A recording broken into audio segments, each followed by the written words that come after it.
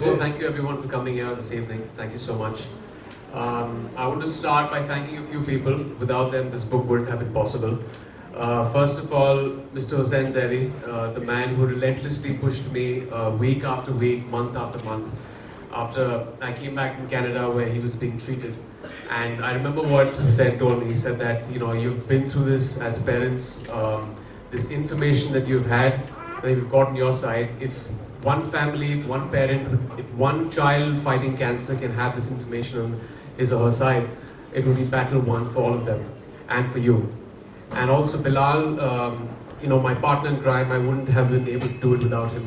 He really pushed me, dig down into those painful memories back in 2014 in January and document them in this book. So thank you, Bilal.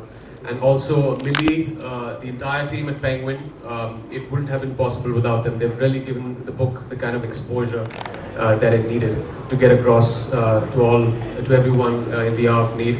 And also, I think next month there will be a Hindi version and a Marathi version that will be launched. So looking forward to that. So let me just take you back through the incident 2 years back and tell you exactly how the book eventually happened.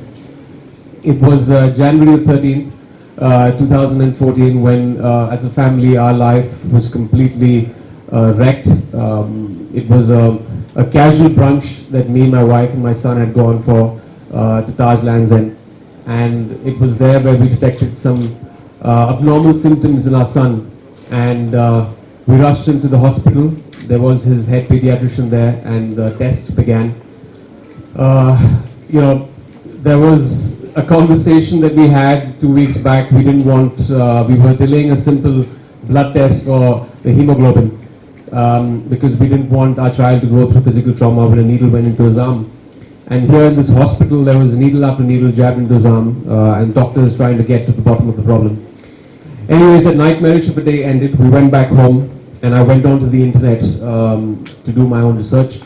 And I typed out his symptoms, and what I was confronted with on one website really tore my heart apart. It said the dreaded C word, and below that there were a list of other diseases. And I remember going to sleep that night. Before that, I prayed to God and I said that please don't let this be cancer, please don't let this be cancer. But next day, our worst fears manifested. His chest x-ray and his blood tests were normal. But in his sonography, there was a tumor the size of a seasoned ball that was growing on top of his left kidney. And I remember seeing it on the sonography machine, this dark grey haze. For those of you who don't know what that is, that's a Wilms tumor. It's a very rare case of kidney cancer that happens to a minuscule percentage of kids. Of all pediatric cancers, roughly around 2 to 3%, and he happened to be part of that unfortunate percentage of kids. If you've had someone close to you being diagnosed with this disease, you know what the next couple of weeks, months, and possibly years are like. You're hearing things like staging, pathology, chemotherapy, remission, radiation, and it was very frightening for us back then because we didn't know the staging of the cancer. And even these cancers are divided into two subgroups, which is favorable and unfavorable. God forbid a child has unfavorable, the chemotherapy does not work. But God was, I guess, very kind. In the next week after the surgery, we realized it was a favorable cancer. And we as parents and family, we fought hard for 7 months. We took him to Toronto for his treatment, chemotherapy. And through this entire phase, and this is how the book actually started, somewhere it started seeding in my mind, that there was this fear in me, and there's a fear that in most of cancer patients and parents, a fear that when the chemotherapy is being administered, you feel the job is being done, that something is fighting the disease. But what happens once that stops? Doctors and oncologists didn't give me the right answer. They didn't give me the answer I wanted to hear. They told me that, take the chemotherapy, fingers crossed it won't come back. Because there is recurrence in cancer, there is a 5-year survival rate. So I started doing my own research, and turned out some great information which was going to help us out was that roughly 90% of cancers were lifestyle related, and a small percentage of cancers were genetic, which means that we could have fought this, we can fight it, And there are a lot of things that come into play. There is obviously lifestyle is what, when you come to cancer, when you come to terms with why cancer happens. The air we breathe, the food we eat, the water we drink, the stress levels, all of this contributes to an abnormality in the body. And we put Ayaan on a very, very good diet. He's probably the only 6-year-old who has a vegetable smoothie. I can't have it. So he really, I guess, worked his way himself to cure himself of this disease.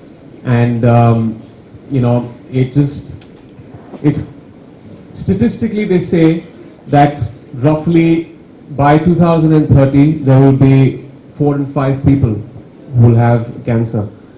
And that's a very alarming rate for our country. That means probably everyone in this room at some point of a time with our given diets and lifestyle are candidates to get this disease.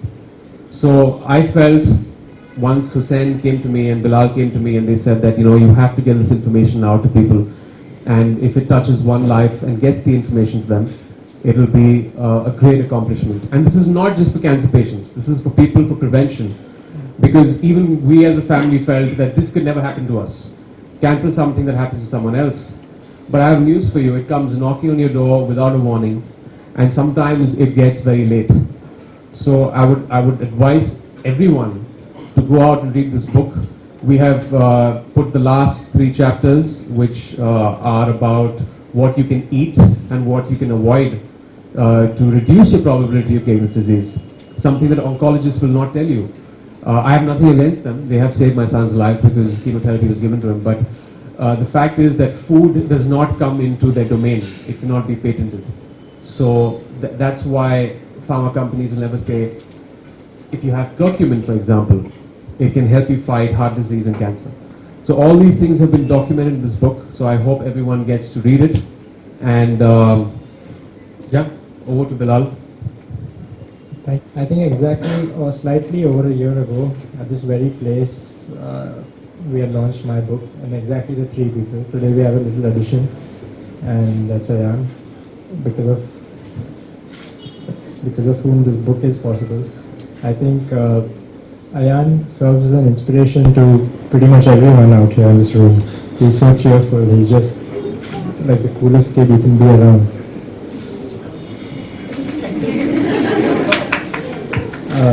So the book had actually started, I think, sir, a year and a half ago? Yeah. When Sir had actually met him and discussed it, and after that I think they decided that I'm fit to write the book, which was a big,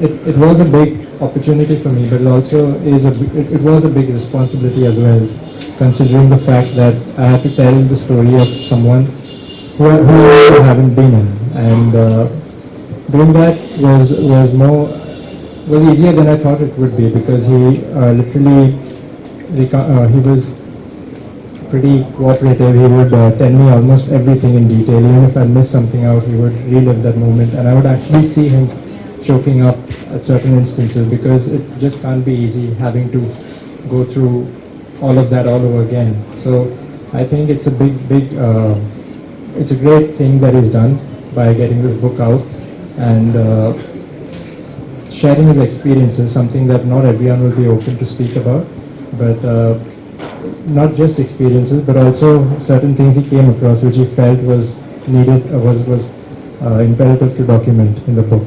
So having said that, the book is not a grim retelling of just what happened, but it is also he retraces his journey as an actor, which is pretty entertaining to read. It was entertaining for me to write as well.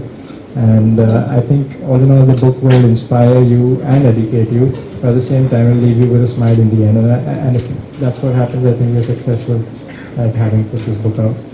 All those small episodes that you went through while you were writing this book, or when you were going through in US and in India? You know, first things first, when we decided that this is going to be documented in this book, I thought it's going to be an extremely painful journey to relive all of that once again. In some ways, moments brought about feelings of nostalgia, because, like Bilal said, the book is not just about the episode of cancer. It's about retracing my family and how I was in college, school, my grandmother, my father, everyone in the family. But apart from that, I think it was very therapeutic. It's like counseling, you know. There are feelings that are there. You've been through them. They're painful, but the moment you talk about them or you pen them down, it just finds some kind of closure. So I think this book really, you know, when I went through reading it at one stretch, once it was done, it again was extremely therapeutic to know that the worst is behind us, and fascinating because we as a family unit could actually get through this and we could fight this disease. And it takes me back to the first day, the hope with which we started off, where Parveen and me held back our tears because we couldn't in front of him. We had to show and we be this come from a place of strength and told ourselves that we're going to get through this and we're going to make sure nothing happens to our son. So it's just a feeling of accomplishment. Everyone felt that, my family, friends, everyone when they read the book.